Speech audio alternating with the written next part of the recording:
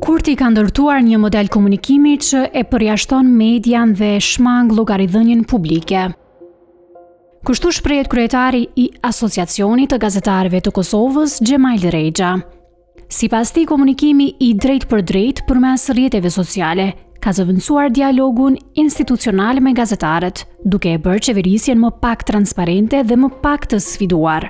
Sepse në këtë formë kjo qeverisje nuk sfidohet, pra nuk bëhen pyetjet e duhura në interes të publikut që vetëm gazetarët do t'i bëjnë për të marrë përgjigje, sepse gazetarët edhe qytetarët mund të bëjnë pyetje në këtë komunikim, por është i ngjashëm, nuk kanë përgjigje askush, sepse pra është thjesht diçka që xhirohet më herët, përgatitet dhe paketohet si e tillë, që në fakt në fund të ditës mund të quhet thjesht propagandë. Rexha thekson se mungesa e konferencave për media, refuzimi i intervistave dhe vonesat në përgjigje zyrtare e kanë rënduar klimën e të bërit gazetari, veçanërisht pas renditjes së Kosovës në vendin e 99 në indeksin botëror të lirisë së mediave. Ai thotë se qeveria ka fajsuar padrejtësisht AKK-n dhe gazetarët për këtë rënje, në vend se të adresojë shkaqet reale.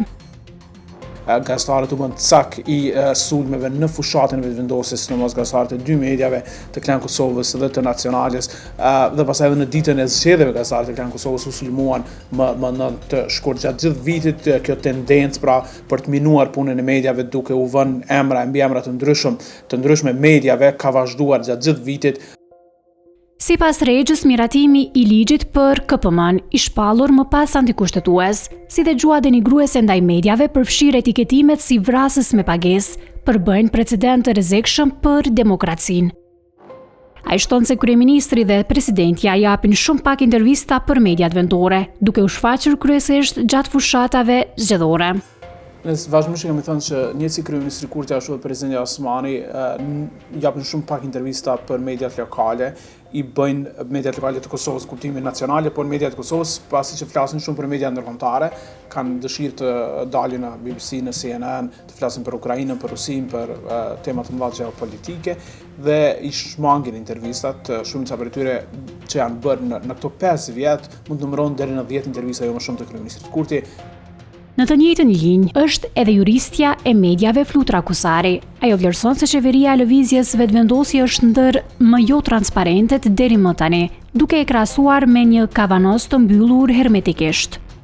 Mu qeverisja më duket si ai kavanozi i mbyllur hermetikisht, nga i cili nuk del kurrë hiç, njëjtë është edhe çka qeverisje. Pra është absolutisht e pamundur me marrë informacione në mënyrë zyrtare, në mënyrë rregull, siç është dashur me qenë. Ajo paralajmëron se gjua ofenduese ndaj gazetarëve dhe OJQ-ve, jo vetëm që cënon profesionin, por nxit urrëtie dhe normalizon sulmet ndaj medias.